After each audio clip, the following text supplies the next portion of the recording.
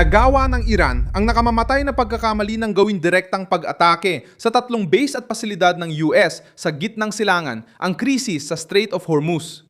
Ngayong Miyerkules, ika-10 ng Hunyo, 2026, kinumpirma ng Iranian Revolutionary Guard na nagpakawala sila ng mga missile at drone laban sa mga posisyon ng Amerika sa Bahrain, Jordan at Kuwait.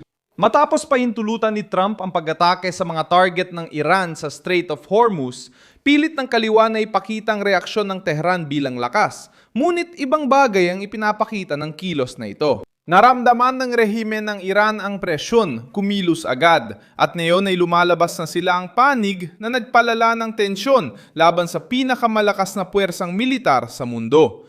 Habang nasasabat ang mga misil at tumutunog ang mga sirena sa Golpo ng Persia, sinusubukan ng revolusyonaryong gwardiya gawing propaganda ang pagganti, ngunit bumabalik ang bitag laban sa Iran.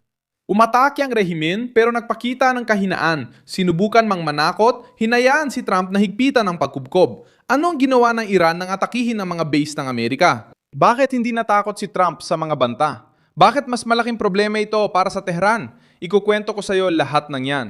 Kung gusto mo ng diretsong nilalaman, mag-subscribe ka na dahil araw-araw may bagong video dito. Nagsimula ang krisis pagkatapos bumagsak ang helikoptera pa. Sa US, malapit sa kipot ng Hormuz, iniugnay ni Trump ang insidente sa Iran at sinabing maayos ang dalawang sundalo.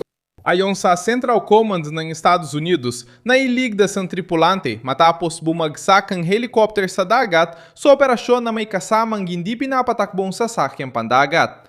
Mahalaga ito dahil inaalis nito sa Tehran ang kwento ng kahihiyan ng Amerika. Hindi pinabagsak ng Iran ang moral ng Estados Unidos. Nagdulot ng krisis ang rehimen, nailigtas ang mga sundalo at nagbukas ito ng daan para sa direktang tugon laban sa sariling militar sa rehiyon. Tinamaan ng sagot ng Amerika ang mga target ng Iran na konektado sa depensa sa himpapawid, kontrol sa lupa at mga radar ng pagmamanman malapit sa kipot ng Hormuz. Layunin nito na bawasan ang kakayahan ng Iran na banta ang mga puwersa, eroplano at rutang pandagat ng Amerika sa isa sa pinakasensitibong bahagi ng mundo. Pinayagan ni Trump ang matinding aksyon pero hindi niya ginawang palabas ang digmaan. Mahalaga ang pagkakaibang ito. Gumamit si Trump ng lohika ng pagpigil, tumama sa masakit, nilimitahan ng aksyon, pinanatili ang politikang kontrol at pinabayaan ang kalaban na akuin ang panganib ng susunod na paglala. Ayon sa Revolucionaryong Guardia, inatake nila ang Bahrain, Jordan at Kuwait. Sa Bahrain, mas mabigat pa ang simbolikong target dahil dito matatagpuan ang punong himpilan ng ika-5 na fleet ng hukbong dagat ng Estados Unidos sa reyon. Sa Jordan, sinabi ng Iran na tinarget nila ang base ng Al-Azhaq, kabilang ang mga organs ng F-35 na mga jet at ang command center. Sa Kuwait, iniulat ng lokal na depensa ang pagharang sa mga mapanganib na target sa ere. Ang pagpili ng target ng Tehran ay nagpapakitan. Nais nilang magpadala ng mensahe sa reyon at ipinapakita rin ang laki ng panganib na tinanggap nila.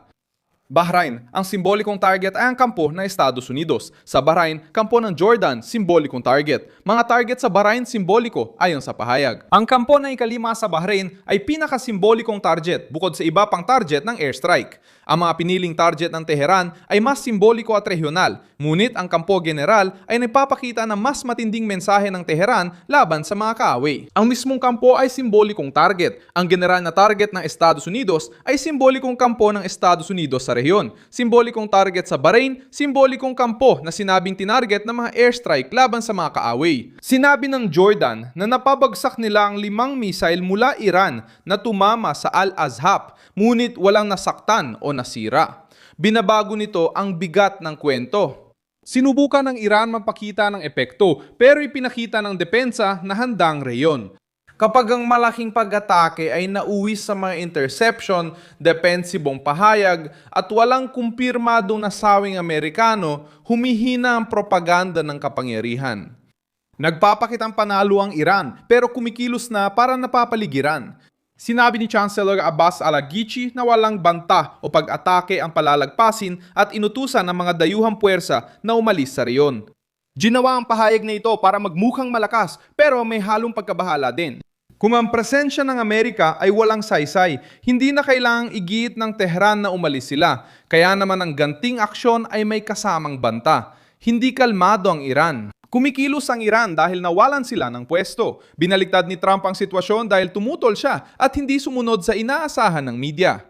Naipagatingnan ng mga pag-atake ng Amerika sa radar, depensa sa impapawid at mga istasyon ng kontrol ng Iran ang mensaheng militar.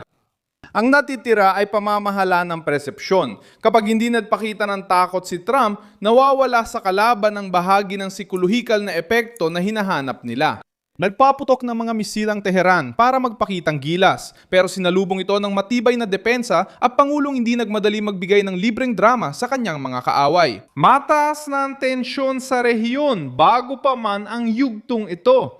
Ayaw ng Bahrain, Kuwait at Jordan na maging lugar ng digmaan dulot ng rehimeng Iranian para iligtas ang panloob nitong naratibo. Kapag may mga misil na lumilipad sa mga bansang ito, dapat agad magpatupad ng depensa ang lokal na pamahalaan, protektahan ng sibilyan at tugunan ng banta sa seguridad. Sinasabi ng Iran na target nila ang Estados Unidos lang, pero nilalagay nila sa panganib ang buong reyon. Iyan ang kontradiksyon. Pinag-uusapan ng Tehran ang soberanya pero nagpapalipad ng projektil sa himpapawid ng ibang mga bansa. Sinasabi nilang para sa diplomasya pero drone at misil ang gamit nilang wika sa politika. Pinag-uusapan nila ang seguridad pero pinipilit din ng mga kapitbahay na magtago sa mga silungan at mga sistemang pandepensa. Ang base ng Al-Azraq sa Jordan ay naging tampok dahil sinabi ng Iran na tinarget nila ang mga hangar ng F-35 at ang command center. Kahit walang kumpirmasyon o anuman ang pinsala, ipinapakita agad ng anunsyo ang layunin ng propaganda. Alam ng Tehran na ang pagbanggit ng mga makabagong eroplanong pandigma at komandong militar ay nagiging malaking balita. Pero alam din nito na sa paggawa nito, hayagang inaako nito ang isang aksyon laban sa mga estratehikong asset ng Amerika. Kung ang layunin ay takutin si Trump, maaring kabaligtaran ng resulta. Sa Bahrain, ang simbolikong bigat ay ang ika-5 fleet.